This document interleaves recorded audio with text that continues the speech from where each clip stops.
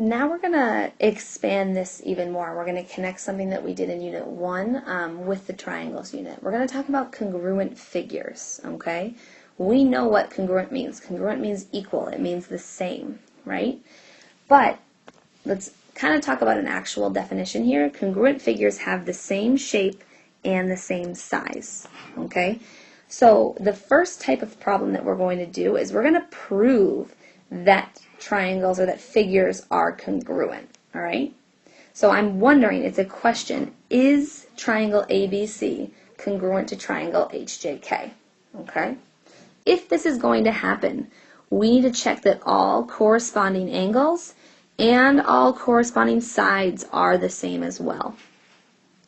So in a triangle, there are 3 angles and 3 sides. So the 3 angles in this first triangle need to be congruent to the 3 angles in this second triangle.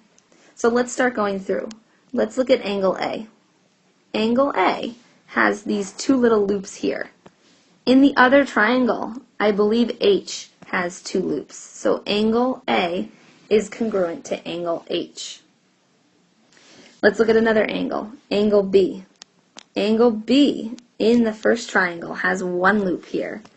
Angle J in the other triangle has another 1 loop, okay? So those have to be congruent. And then the last angle is angle C, and that better be congruent. That has 3 loops to the last angle here, also 3 loops, excuse me. So angle C is congruent to angle K. Now let's check the sides, okay? AB has 1 tick mark.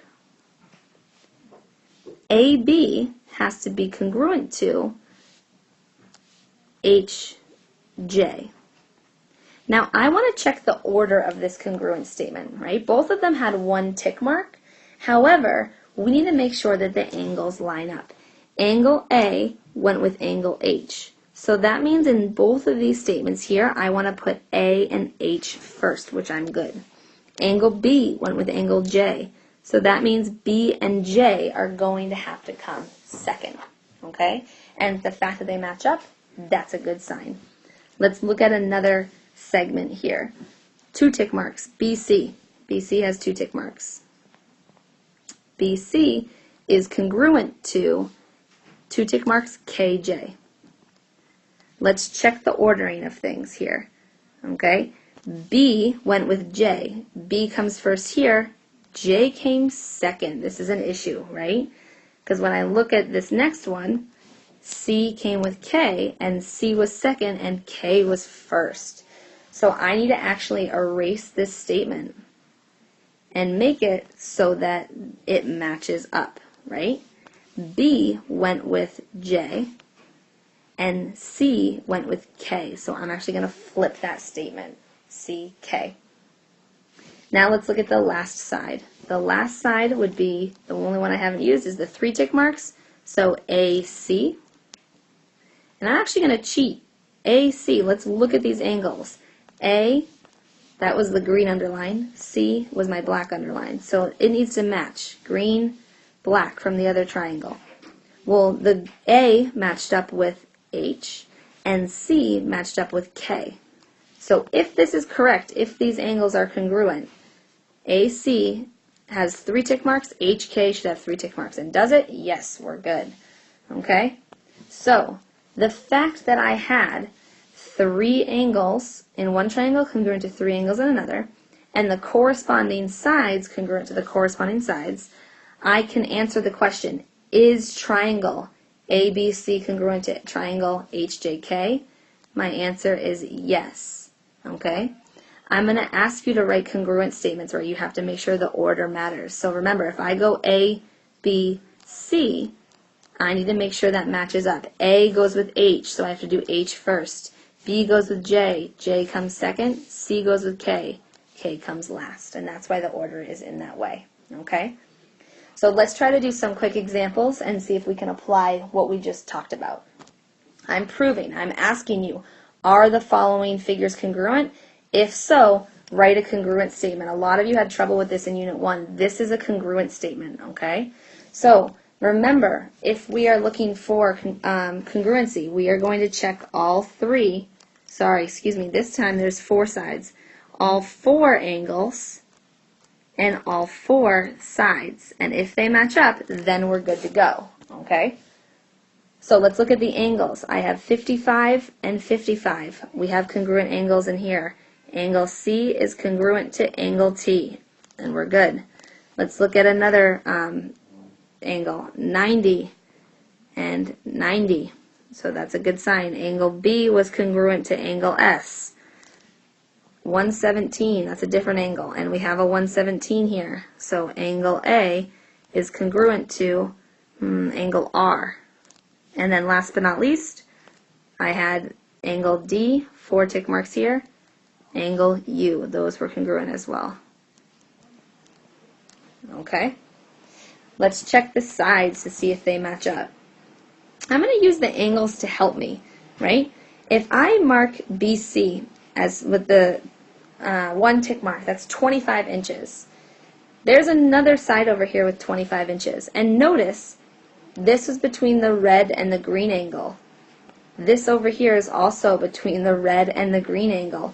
So CB has to be congruent to TS, right? The red and the green need to match the red and the green.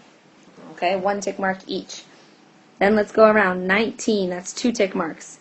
That went from the green to the orange angle. So the green to the orange angle would be BA is congruent to SR. And I'm done there. Okay?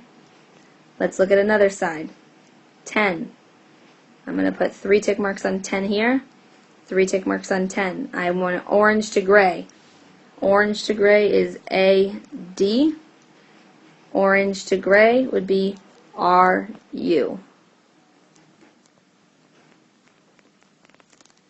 And then last but not least, my last side, 28. I'm going to put 4 tick marks there. 28, 4 tick marks. Let's go red to gray. So that is, I'm actually going to swing down here. That would be CD is congruent to red to gray, TU. So I have 4 angles congruent to their 4 corresponding angles. 4 sides congruent to the 4 corresponding sides.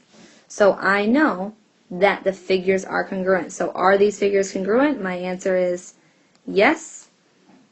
And what is the congruent statement? The congruent statement is CBAD. I do not need a triangle in the front. This is not a triangle, right? Those 4 sides match up. Well, CBAD is red, green, orange, gray. So I need to go in that same order. Red, green, orange, gray. TSRU. All right? So I know that's a lot of effort for just one problem, but the more that you do it, once you just match up the angles and match up the sides, you're good to go. So let's look at example B, right? If I'm looking at this, and I'm going to say, okay, I need to match up the angles. Do I have any angles in my pictures here? No, right? So I don't have any information. The angles don't work. You have no angles given. So can I match up corresponding angles? No. So these immediately are not going to be congruent. And we're done, okay? Even so, if you didn't see that, we can look at the sides. 42 goes with 42. 70 goes with 70. 56, 53, those are different, right? All of the sides aren't congruent. So that's another reason why these figures aren't congruent. And then we can solve problems from there, all right? So one type of problem was proving. The next type is when I'm actually going to tell you, I'm giving you that you have congruent triangles, and we're going to have 2 types of problems. The first type is we're going to be able to mark the diagram and then solve. And then the second type is that we're going to write 6 congruent statements. We're actually going to start and go through the second example first. So we're going to write 6 congruent statements from congruent triangles. In example 2, notice it's asking, or it's saying, I'm given that triangle RAC is congruent to triangle HEL. So you know already that the triangles are congruent. And now I'm asking you to identify the congruent corresponding parts. So we are going to identify, there's 3 lines here. Those 3 lines are for angles. There's 3 lines here. Those 3 lines are for sides, okay? 3 angles congruent to 3 sides. So let's start with the angles. I know that angle R is going to have to go with angle H, right? We've been talking about how the first letter in the first statement is going to go, in the first triangle, is going to go with the first letter in the second triangle. So angle R is congruent to angle H. The second letter is going to go with the second letter in the other statement. So angle A is going to be congruent to angle E. And then last but not least, the third letter is going to go with the third letter. Angle C is congruent to angle L. Okay? Those would match up and be corresponding in the triangle. And now we can match up the sides. I like to use the angles to help me, but we can also use the statement. The first letter was R and the second letter was A. Those are going to have to go with the first 2 letters in the other statement, H and E. So RA is going to be congruent to HE. And remember that order matters. If I go from R to A, I go from H to E. And then I can look at the second letters. So the second 2 letters are A and C, and the second 2 letters are E and L. So AC has to go with E and L, and those are going to be congruent. And then last but not least, I like to think about the first letter and the last letter, and the first letter and the last letter. So RC has to be congruent to HL, and I have those 3 sides being congruent. Okay? This skill we're going to need in order to do the first example in that type of problem. So in example 1, I've given you a different congruent statement, right? I've given you that triangle FHS is congruent to triangle ROX. FHS rocks. Get it? Huh? So the very first thing you should do is mark the diagram. I'm marking the diagram with congruent corresponding parts, so I'm going to match up sides and angles again. The first letter goes with the first letter. F goes with R. So I'm going to put a tick mark on F and a tick mark on R. The second letter goes with the second letter. So angle H is going to go with angle O. And last but not least, the third letter goes with the third letter. So angle S, I'm going to put 3 tick marks, and angle X, I'm going to put 3 tick marks there as well. That's only marking the angles. A common mistake is to think I'm done. But remember, we have to mark the angles and 3 congruent sides as well. There were 6 things that we needed to mark. So let's mark those. If I'm looking at the first 2 letters, the first 2 letters are F and H. That's going to go with R and O. So FH has 1 tick mark. RO has 1 tick mark. HS, the second 2 letters, are going to go with OX. So HS and OX. Those have 2 tick marks there. And then last but not least, the third side has to be congruent to the third side. And you could check the congruent statement. FS and RX would match up as well. So my first task, that's marking the diagram. My first task is now to find the measure of angle X. Angle X is right here. Angle X has no measure given, but it has 3 tick marks, and I know that X is congruent to angle S, and we know that angle S is 82. So that means that angle X also had to be 82 degrees since they were congruent. Now let's find the value of Z. The value of Z is right down here at angle O. There's, again, nothing there to help me, so I'm going to look over at my other angle and the other triangle. So O has 2 tick marks. It's my blue angle. That's right here. I have nothing to help me like I did in my last one. Let's use a different process. I want to know Z. I know X is 82, and I know R is 41. Well, we have 2 angles in a triangle. Can we find the third? Yeah, we can do 82 plus 41, that's 123, and then take the 180, subtract it from 123, and get 57. So the value of Z was 57. That also means that this angle up here, H is 57, and we know that F is 41 because F matches up with R. And now I have 3 congruent angles. Let's move to part D. Part D says to set up an equation and solve for y. When I'm looking at this, these pictures here, I have an expression for y here, expression for y here, an expression for y here, and an expression for y here. Oh, excuse me, 48. That was an expression for y. But you have 4 expressions for sides. What are you going to do with them? Okay? That's why part A was super important. You need to mark your diagram. Because if I look over here at 3y plus 15, that side has 3 tick marks. 3y plus 15 has to be congruent to this side over here. I have nothing there. I can't use that. If I look at 2 tick marks, 4y, 2 tick marks is over here. Again, I have nothing to set it equal to. So last but not least, 1 tick mark, 5y plus 13. The other triangle, its corresponding congruent side is 48. So I know those two have to be the same. 5y plus 13 has to equal 48. And now we can solve. All right, we can solve this quickly. Minus 13, minus 13. 5y equals 35. Divide by 5, and I get that y equals 7. So now that I've solved for y, let's figure out how that can help me for part E. It says find the perimeter of the triangle, ROX.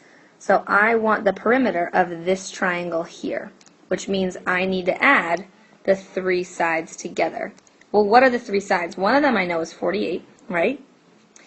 So I know this side. This side here, I don't have a number yet, but I do know y. So let's actually plug in the y that I found, which was 7, and solve for this side. 3 times 7 is 21, plus 15, that side is 36.